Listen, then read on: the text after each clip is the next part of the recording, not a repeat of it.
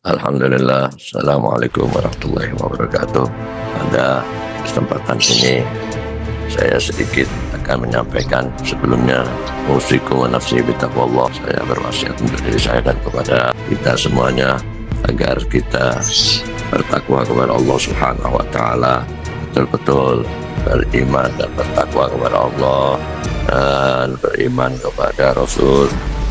Dan ketahuilah ma'asyiral muslimin, kita sekarang berada di bulan kehormatan, bulan kemuliaan, bulan yang penuh keberkahan, bulan rahmat yang sebagaimana kata Nabi, syahrul Ramadan awaluhu rahmah wa awsatuhu maghfirah wa akhiruhu wa'idkum minan nar. Bulan Ramadan ini adalah bulan rahmat yang 10 perjalanan hari pertamanya dan 10 hari berikutnya merupakan saat-saat ampunan, dan 10 hari terakhir merupakan penyelamatan, pembebasan dari siksa Allah yang pedih. Oleh karena itu, ketahuilah kita berada di bulan yang penuh kemuliaan, kehormatan, dan bulan yang penuh. Tapi ironisnya, di sana sini kita ini selalu bertanya apa sebabnya di saat bulan yang dikatakan oleh Nabi merupakan saat-saat rahmat, kok turun bala dari Allah di wilayah Jabodetabek, ya, tergenang banjir yang dahsyat, ya, dan ini di daerah wilayah, begitu juga Jawa Barat umumnya, yang mana banyak musibah.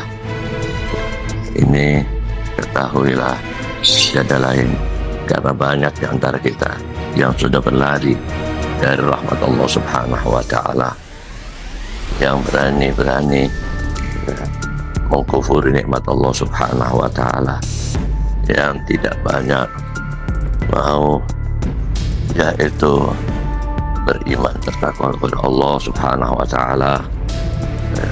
Dan para pemimpin-pemimpin kita, para penguasa kita, para elit-elit politik, yuk jangan terus berpolemik siang malam.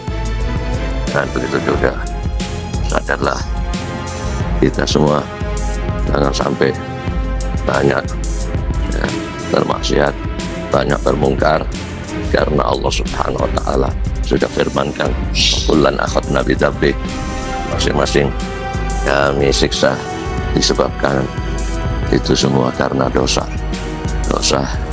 yang diperbuatnya. Ada kata Allah, kaum-kaum wa minhum man arsalna alaihi hasiba, ada kaum yang kami turunkan hujan batu, mudah-mudahan kita semua selamat. Dan ada di antara juga yang khodat husayhah, suara keras yang mengguntur, sehingga dengan suara tersebut itu mati berkelimpangan semua, suaranya mencengkik hati dan memutuskan jantung, yang tidak ada seorang pun yang tersisa, berkelimpangan semua di dalam rumah. Oleh karena itu, wa minhum, kata Allah juga, khasafna bihil ardah, kami benamkan ke dalam bumi. Wa minhum man aghraqna, ada di antara mereka yang kami yaitu kirim yaitu bah yang dahsyat. Dan ini sebagai peringatan dari Allah Subhanahu wa taala, ya. Dan Allah wa makana Allah liyadlimahum walakin kanu anfusahum yadlimun.